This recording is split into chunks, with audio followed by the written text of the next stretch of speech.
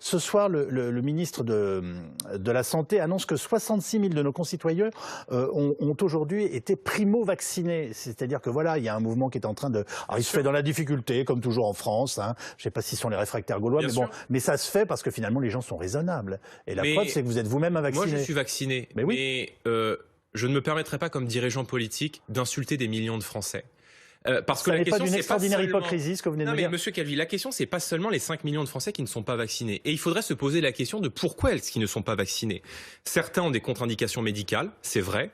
Certains vivent dans des déserts médicaux. Je vous rappelle qu'il y a 700 000 Français qui vivent loin des médecins, qui vivent dans des endroits, dans des départements français, dans des communes françaises où il n'y a plus un seul médecin.